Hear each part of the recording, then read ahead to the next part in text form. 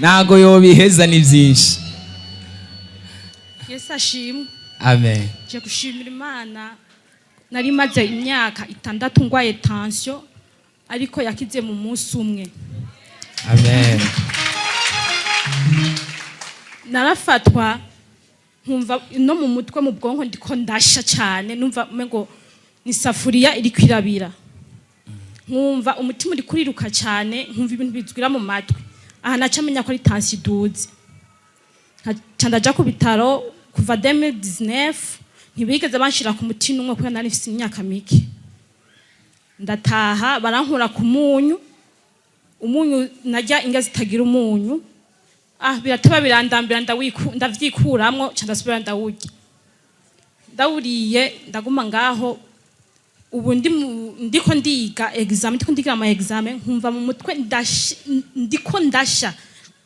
Ndavuga ati examen reka ndazihagarika narahevye examen zibiri ndavuga ati ndozikora muri deuxième session.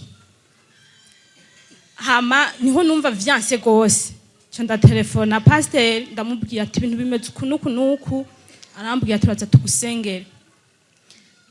Baraza baransengera bansengeye ndataha. Ntashe ndatora tensiometre yanje kuri ari automatique ndasharija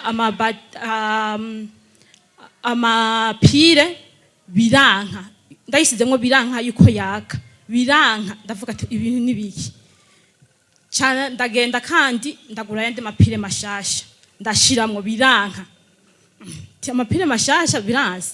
Ndagerageza ndafuka ndasenga senze mvuga ati Mana ntahe canda yashiramwo birakunda yuko mpima. Je nipimiye mbona yagize kuri 13 yahora iri kuri 19.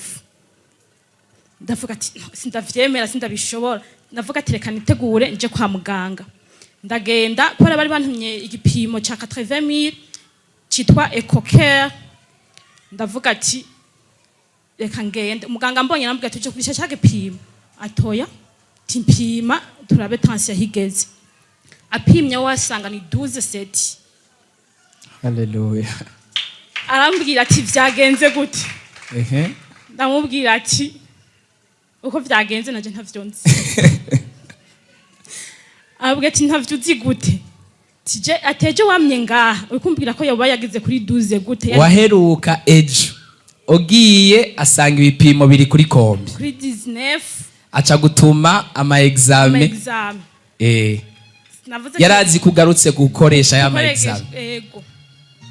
Acambwira ati je sindavyomera. Acambwira ati Imana ya repentance urayizi. Hallelujah. Acambwira ti repentance je namanda yumva kuri YouTube. Tikaze mu bifise ko nakanosyo na gatoya. Acambwira ati Imana ya repentance yagukijije atabwo niyankije yankozeko.